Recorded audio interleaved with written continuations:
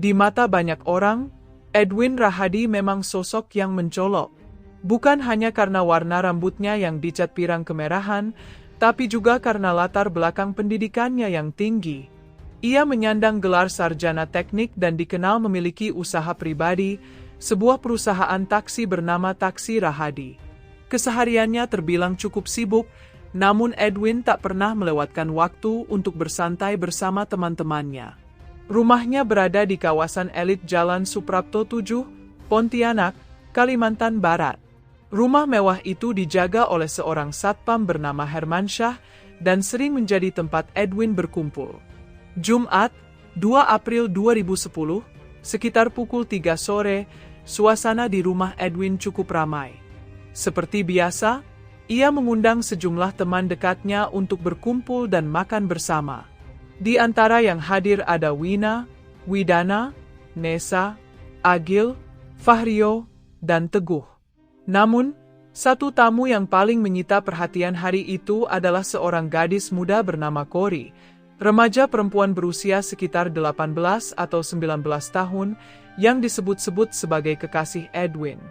Selesai makan, teman-teman Edwin mulai beranjak meninggalkan meja makan dan menuju ke kamar. Hanya Edwin dan Cory yang masih duduk di kursi makan. Saat itulah percakapan yang tampak biasa mulai berubah menjadi ketegangan. "Siapa laki-laki yang mengantarmu pulang kemarin?" tanya Edwin dengan nada yang sudah terdengar curiga. Cory terdiam, ekspresi wajahnya berubah gelisah, namun tak satu pun jawaban terucap dari bibirnya. "Ayo jawab," desak Edwin, kini suaranya meninggi. Jawaban yang keluar dari mulut Cory tak kunjung memuaskan Edwin. Emosinya meledak. Dengan penuh amarah, Edwin menarik Cory dengan kasar. Ia mulai menendang dan memukul gadis itu tanpa ampun. Teriakan kesakitan Cory memenuhi ruang makan. Namun anehnya, Wina, Agil, dan Teguh yang menyaksikan kejadian tersebut tidak berbuat apa-apa. Mereka memilih menghindar, buru-buru masuk ke kamar dan menutup pintu, seolah tak ingin ikut campur. Dalam kemarahannya, Edwin melontarkan kata-kata yang tak pantas. Ia mempermalukan Cory dan memerintahkannya membuka pakaiannya. Cory hanya bisa pasrah, dalam keadaan ketakutan dan tanpa daya, ia menuruti perintah Edwin untuk melepas seluruh pakaiannya. Belum cukup sampai di situ, Edwin kembali melayangkan pukulan dengan tangan kosong, melampiaskan amarah yang belum juga mereda. Setelah sejenak terdiam, Edwin kembali membuka pembicaraan dengan pertanyaan yang sama. "Siapa laki-laki yang mengantarmu pulang kemarin?" tanyanya sambil mondar-mandir di depan Cory, seperti sedang menahan gejolak emosi yang belum tuntas. Namun lagi-lagi, Cory tak mampu memberi jawaban yang memuaskan. Diam dan ragu-ragu membuat Edwin makin kehilangan kendali. Di tengah amarahnya, ia menyambar sebatang besi sepanjang 50 cm yang ada di dekatnya, dan tanpa pikir panjang, benda itu dihantamkan ke tangan dan tubuh Cory berulang kali. Jeritan Cory menggema, namun tak cukup menghentikan kekejaman Edwin. Ia menarik paksa tubuh Cory yang mulai lemas, lalu menyeretnya ke kamar tempat Wina, Agil, dan Teguh berada. Berdiri di situ, bentaknya sambil menunjuk ke tengah ruangan, di antara ketiga temannya yang kini hanya bisa membisu. Suasana penuh tekanan dan ketegangan membuat semua yang ada di sana terdiam seperti patung. Tak puas memarahi di hadapan mereka, Edwin kembali menarik Cory menuju kamar mandi dalam kamar tersebut. Ia menyalakan shower dan menyiram tubuh gadis itu dengan air. "Bersihkan dirimu," perintahnya dengan nada dingin, seolah apa yang terjadi hanyalah bagian dari rutinitas. Namun bahkan setelah itu, kekerasan belum berakhir. Begitu Cory selesai membasuh diri, Edwin kembali menghajarnya dengan besi yang sama. Tubuh gadis itu kian ringkih, dan ia hanya bisa merintih kesakitan. Dalam ketakutan, Cory berusaha berlindung di belakang Wina, berharap ada yang menyelamatkannya. Tapi Edwin segera memerintahkan Wina, Agil, dan Teguh keluar dari kamar. "Lekas ambil borgol," katanya kepada Agil dan Teguh. Keduanya menurut. Mereka bergegas menuju rumah Edwin lainnya di Jalan Adi Cipto untuk mengambil borgol seperti yang diminta. Sementara itu, Edwin menyuruh Wina untuk mengunci pintu depan rumah. Tujuannya jelas, agar Cory tidak bisa melarikan diri. Saat suasana mulai lengang, Cory melihat satu-satunya kesempatan untuk melarikan diri. Dengan tangan gemetar, ia segera mengunci pintu kamar dari dalam, lalu bergegas menuju pintu belakang. Tanpa pikir panjang, gadis itu nekat keluar dan mencoba memanjat tembok setinggi 2 meter yang mengelilingi rumah.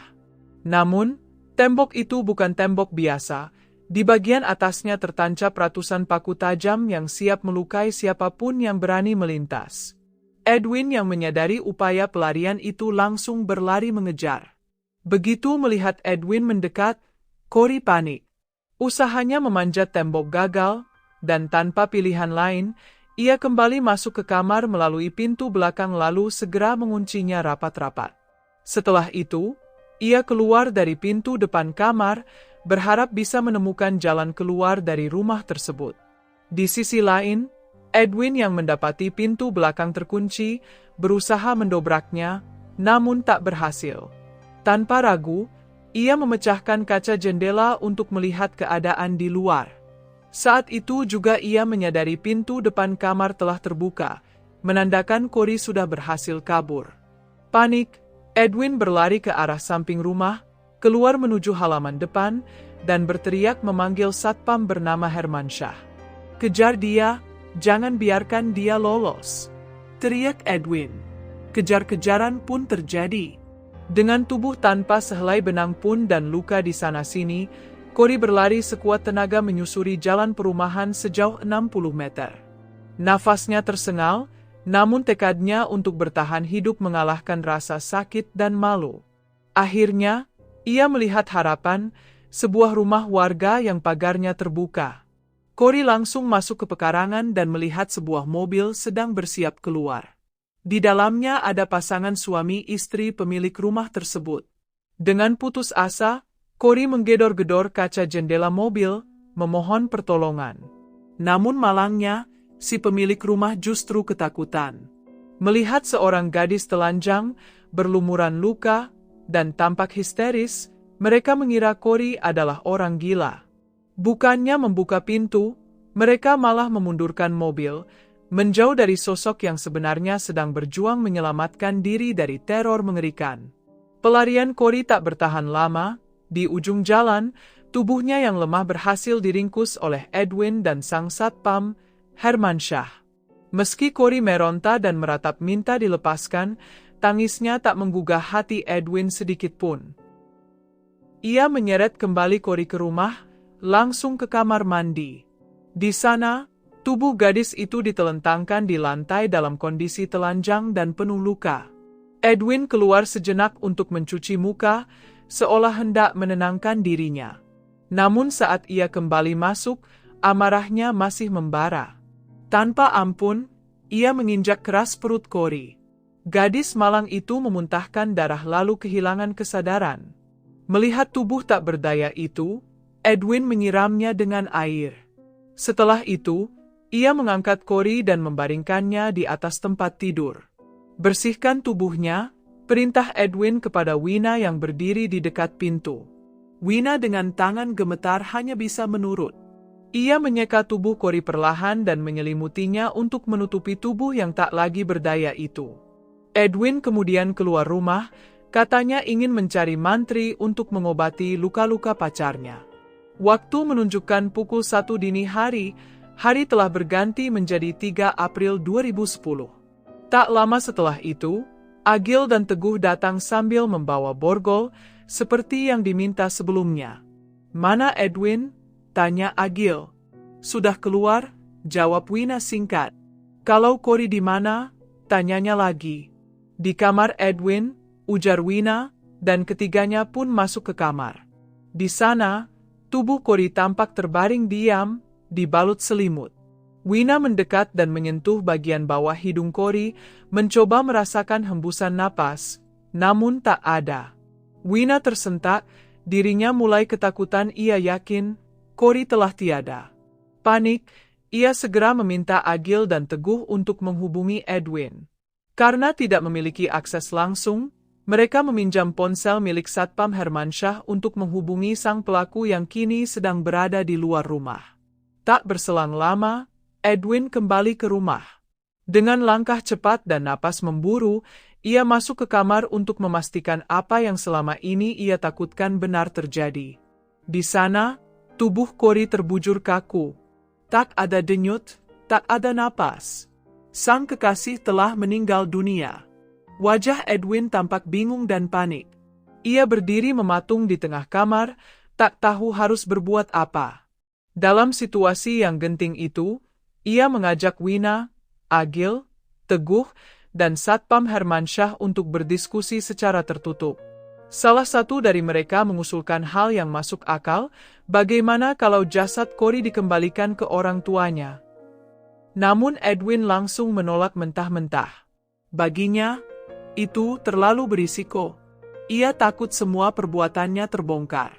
Setelah berdebat, mereka akhirnya sepakat untuk mencari seseorang yang bisa mengkafani jasad Cory secara diam-diam. Orang yang mereka hubungi bernama Henry, seorang yang dikenal berpengalaman dalam urusan jenazah. Namun saat Henry tiba di rumah dan melihat langsung kondisi tubuh Cory, ia menolak untuk mengkafani. Jelas baginya bahwa kematian gadis itu tidak wajar dan tubuhnya penuh luka. Karena tak ada pilihan lain, Wina pun mengambil alih tugas tersebut, dibimbing langsung oleh Henry. Dengan hati yang gemetar, Wina mengkafani jasad Cory menggunakan spray putih dan sebuah bed cover. Semua dilakukan dalam keheningan dan tekanan. Setelah dibungkus rapi, jenazah Cory dimasukkan ke bagasi mobil Toyota Camry milik Edwin. Saat itu, jam telah menunjukkan pukul 2 dini hari. Edwin kemudian memberikan instruksi tegas kepada Wina, Agil, dan Teguh. Mereka diminta untuk segera membersihkan seluruh darah yang tercecer di lantai rumah. Mereka mengelap setiap sudut dengan cermat, lalu membalikkan kasur agar noda darah yang menempel tak terlihat. Setelah jenazah Cory dimasukkan ke bagasi mobil, Edwin dan yang lainnya tidak langsung berangkat. Mereka masih harus menyingkirkan barang-barang yang bisa menjadi bukti kejahatan. Handuk kain dan alat-alat pembersih yang digunakan untuk mengelap darah dikumpulkan dan dimasukkan ke dalam kantong plastik besar. Bahkan batang besi, benda yang digunakan Edwin untuk menghajar Cory, juga ikut dimasukkan. Semuanya akan dibuang bersama jasad korban sebagai bagian dari upaya untuk menghilangkan jejak. Mereka kemudian membawa jasad Cory menggunakan mobil Toyota Camry menuju rumah Edwin lainnya di Jalan Adi Sucipto. Sementara itu, Wina menyusul dengan menggunakan sepeda motor. Setibanya di rumah kedua itu, mereka kembali berdiskusi. Situasi semakin mencekam. Dalam perundingan yang singkat namun serius, mereka akhirnya sepakat untuk membuang jasad Cory di sebuah lokasi terpencil, bekas kawasan penambangan emas liar di daerah Mandor yang letaknya cukup jauh dari pemukiman. Rencana mereka dilaksanakan malam itu juga. Sekitar pukul 8 malam, Edwin dan kelompoknya berangkat dengan mobil Camry.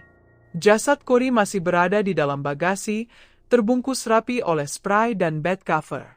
Namun, dalam perjalanan menuju Mandor, Edwin mengambil langkah tambahan untuk mengelabui siapapun yang mungkin curiga. Ia menelepon seorang karyawannya bernama Bondan, pegawai di perusahaan taksi miliknya. Kepada Bondan, Edwin memberi perintah untuk segera membawa mobil Toyota Innova ke daerah Jungkat, sebuah kawasan yang mereka sepakati sebagai titik pertemuan. Setibanya di Jungkat, mereka bertemu Bondan. Di sana, jasad Cory dipindahkan dari bagasi Camry ke dalam mobil Innova. Mobil Camry kemudian diserahkan kepada Bondan, yang diperintahkan kembali ke Pontianak seolah tidak terjadi apa-apa. Sementara itu, Edwin dan kawan-kawan melanjutkan perjalanan menuju Mandor. Namun di tengah perjalanan menuju Mandor, sebuah pikiran mendadak melintas di benak Edwin. Ia baru menyadari bahwa tas berisi kain dan handuk berlumuran darah, termasuk batang besi yang digunakan untuk menganiaya Cory, masih tertinggal di bagasi mobil Camry yang kini dibawa Bondan. Tak ingin ada satupun barang bukti tertinggal, Edwin segera menghubungi Bondan melalui telepon. Tanpa banyak tanya, Bondan kembali menemui Edwin dan menyerahkan seluruh barang-barang tersebut. Setelah semua barang berpindah tangan, Edwin dan kelompoknya kembali melanjutkan perjalanan. Sesampainya di lokasi tujuan, sebuah bekas tambang emas liar di daerah Mandor, Kabupaten Landak, suasana sunyi dan gelap menyelimuti tempat itu. Di sanalah, di tengah rimbun pepohonan dan genangan kolam bekas galian, Edwin bersama satpamnya, Herman Shah, mengangkat jasad Cory yang sudah tak bernyawa. Tanpa upacara, tanpa doa, tubuh Cory dibuang ke dalam kolam, ditinggalkan seolah ia tak pernah berarti. Sementara itu, ratusan kilometer jauhnya, di Desa Bekut Tebas, Kabupaten Sambas, Kalimantan Barat, sepasang suami istri menjalani hari-hari mereka seperti biasa. Urai Iskandar dan sang istri, Urai Waspiah, dikenal sebagai keluarga sederhana. Iskandar bekerja sebagai pengepul jeruk, sementara istrinya mengurus rumah dan anak-anak mereka. Anak bungsu mereka adalah seorang gadis remaja bernama Cory, sosok ceria yang selalu membawa keceriaan di rumah. Sejak awal tahun 2010, Cory mengenalkan seorang pria kepada orang tuanya, Edwin Rahadi. Bagi Iskandar, pria itu terlihat seperti pasangan ideal bagi putrinya.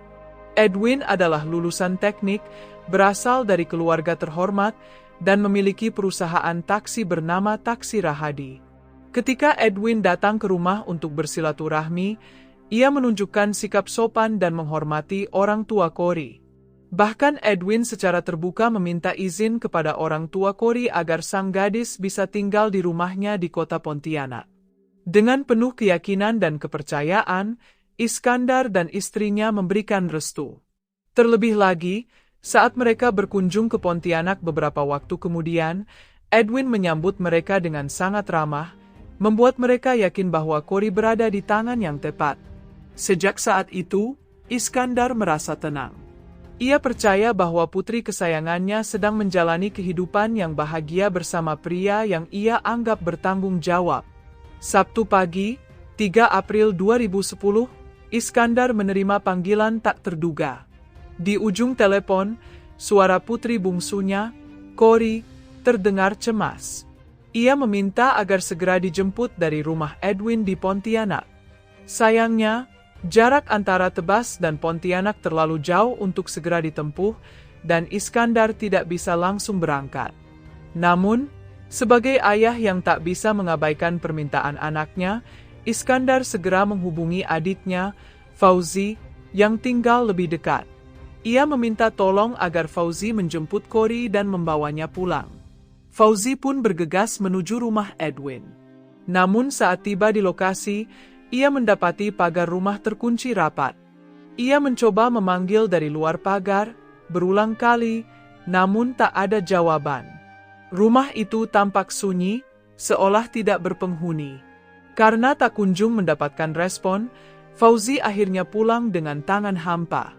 Yang tidak mereka ketahui, di balik dinding rumah tersebut, Cory sedang mengalami mimpi buruk yang nyata. Selama berjam-jam, gadis itu disiksa secara brutal oleh Edwin, lelaki yang dulu menyambut keluarganya dengan keramahan palsu. Keesokan harinya, Minggu, 4 April, Iskandar menerima pesan singkat dari nomor ponsel Cory. Isi pesannya sederhana, "Bapak, saya baik-baik saja." Namun ada yang terasa janggal. Selama ini, Cory selalu memanggilnya dengan sebutan ayah, bukan bapak. Perubahan kecil itu cukup membuat Iskandar curiga. Ia merasa ada sesuatu yang tidak beres, namun belum memiliki alasan kuat untuk menduga yang terburuk. Yang sesungguhnya terjadi, pesan itu bukan dikirim oleh Cory, melainkan oleh Edwin, yang berusaha mengelabui Iskandar agar tak mencurigai apapun. Pada saat itu, Cory sudah tak bernyawa. Puncak kegelisahan Iskandar datang pada dini hari, Senin 5 April 2010. Ia menerima telepon dari pihak kepolisian Kota Besar Pontianak. "Pak Iskandar, ini dari Poltabes Pontianak. Kami ingin menyampaikan sesuatu tentang anak Bapak. Namun suara di seberang tak langsung menjelaskan apa yang terjadi. Polisi hanya berkata, nanti kami hubungi kembali setelah semuanya jelas. Iskandar masih mencoba menenangkan pikirannya ketika satu pertanyaan terus menghantuinya. Bagaimana pihak kepolisian bisa tahu nomor ponselnya? Ia belum sempat mencari jawabannya ketika siang harinya, telepon dari Poltabes Pontianak kembali masuk. Kali ini, suara di seberang terdengar serius dan tak bisa ditunda-tunda lagi. Petugas menyampaikan kabar yang menghancurkan hati setiap orang tua. Putri bungsunya, Uray Kori, telah ditemukan dalam kondisi tak bernyawa. Jasad Kori ditemukan warga mengapung di sebuah kolam bekas tambang emas liar di kawasan Mandor, Kabupaten Landak, sekitar 150 km dari kota Pontianak. Mendengar kabar itu, Iskandar langsung bergegas. Bersama istri dan 2 anak lainnya, ia berangkat menuju Pontianak untuk memastikan sendiri kebenarannya. Dan ketika melihat jasad yang terbujur kaku di ruang identifikasi, hatinya runtuh. Tak ada keraguan, itu adalah putri mereka, Kori. Jenazah Kori kemudian dibawa pulang ke kampung halaman, Desa Bekut, dan dimakamkan dengan layak. Ratusan pelayat hadir dalam pemakaman itu, termasuk kerabat dan tetangga yang tak pernah menyangka nasib gadis itu akan berakhir tragis. Tanpa banyak dipublikasikan, pihak kepolisian ternyata bergerak sangat cepat. Hanya beberapa jam setelah berita kematian Kori tersebar, polisi berhasil menangkap para tersangka utama, Edwin Rahadi, Wina, Agil, dan satpam bernama Hermansyah. Sementara 2 lainnya, Teguh dan Henry, masih dalam pengejaran. Namun kejutan terbesar belum selesai. Saat tim penyidik menggeledah 2 rumah milik Edwin di kota Pontianak, masing-masing terletak di Jalan Suprapto 7 dan Jalan Adi Sucipto, rahasia besar Edwin mulai terkuak. Di rumah mewah Edwin di Jalan Suprapto 7, ketika polisi sedang melakukan olah TKP, mereka mencium bau tajam yang mencurigakan dari sebuah ruangan terkunci. Kunci tak ditemukan, sehingga pintu akhirnya didobrak. Yang mereka temukan jauh di luar dugaan. Di dalam ruangan itu, polisi menemukan lebih dari 100.800 butir pil ekstasi siap edar, bersama bahan baku dan peralatan lengkap untuk memproduksi narkotika. Tak hanya itu, ada pula 1 bundel berisi rumusan kimia, buku panduan pembuatan ekstasi, dan sebuah laptop yang di dalamnya tersimpan dokumen digital mengenai proses pembuatan narkoba secara detail. Kisah kelam Edwin Rahadi mulai terbuka lebar. Ternyata, di balik penampilan intelektualnya sebagai sarjana teknik dan pemilik perusahaan taksi, ia menjalani kehidupan ganda, sebagai produsen narkoba sekaligus pelaku kekerasan brutal terhadap seorang gadis muda yang mencintainya. Fakta demi fakta mencengangkan terkuak setelah penggeledahan dilakukan di rumah Edwin di Jalan Suprapto. Tempat yang dari luar tampak seperti rumah biasa itu ternyata digunakan sebagai pabrik rumahan narkoba, khususnya untuk memproduksi pil ekstasi. Di lokasi tersebut, polisi menemukan 2 pucuk senjata api ilegal, masing-masing jenis FN dan Colt buatan Amerika, beserta ratusan butir peluru yang tersimpan rapi di kamar pribadi Edwin di lantai 2. Tak berhenti di situ, saat rumah kedua Edwin di Jalan Adi Sucipto digeledah, polisi kembali menyita ratusan butir pil ekstasi siap edar. Namun penemuan paling mengejutkan berada di lantai 2 rumah itu, sejumlah besar uang dolar Amerika palsu.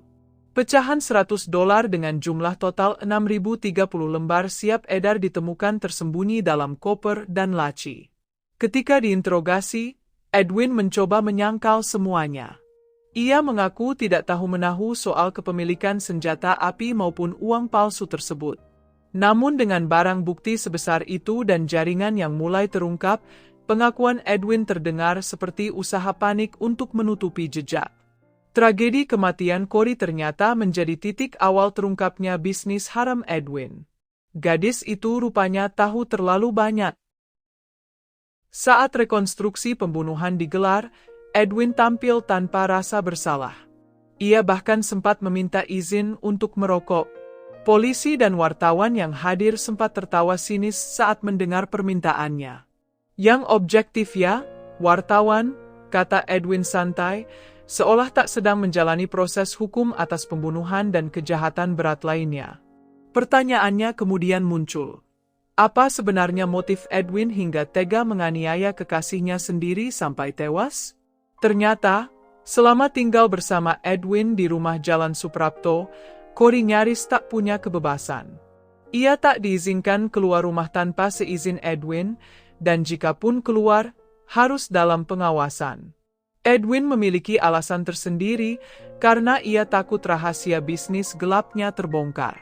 Cory, sebagai orang terdekatnya, sudah tahu soal pabrik ekstasi yang dijalankan diam-diam di dalam rumah. Kecurigaan Edwin memuncak sehari sebelum pembunuhan terjadi. Tanpa seizinnya, Cory diketahui keluar rumah dan bertemu seorang pria yang kemudian mengantarnya pulang. Edwin yang sejak awal sudah diliputi paranoia, langsung menganggap Cory telah membocorkan rahasianya.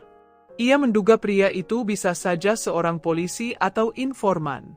Meski Cory menolak menjelaskan siapa pria tersebut, Edwin tak bisa menahan amarah. Ia merasa dikhianati, dan dalam kemarahan yang meledak-ledak, ia menghajar Cory hingga tak sadarkan diri, dan akhirnya tewas. Edwin sempat mengklaim bahwa ia telah mengambil air wudhu sebelum menganiaya Cory.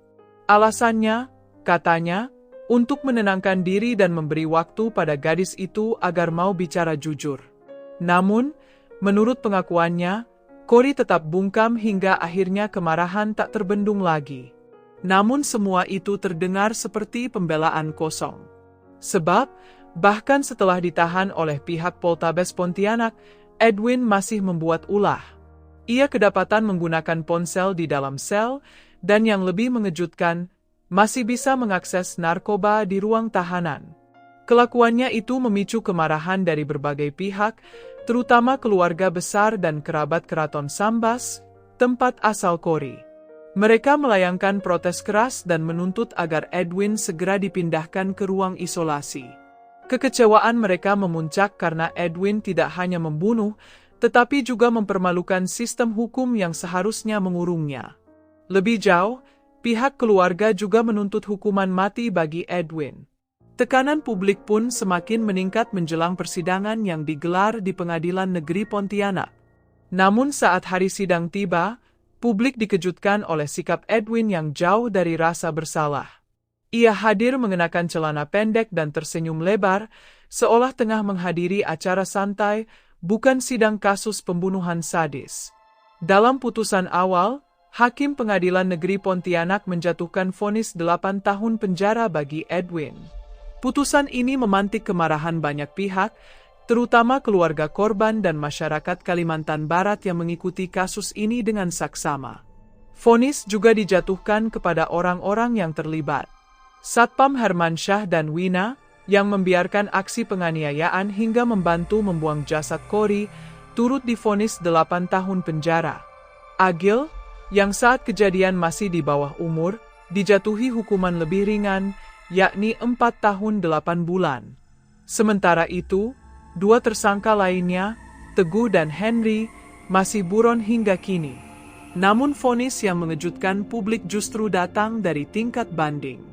Karena merasa tidak puas dengan putusan sebelumnya, tim kuasa hukum Edwin mengajukan banding ke pengadilan tinggi. Di luar dugaan, hakim banding menjatuhkan hukuman yang jauh lebih berat, penjara seumur hidup dan denda 2 miliar rupiah.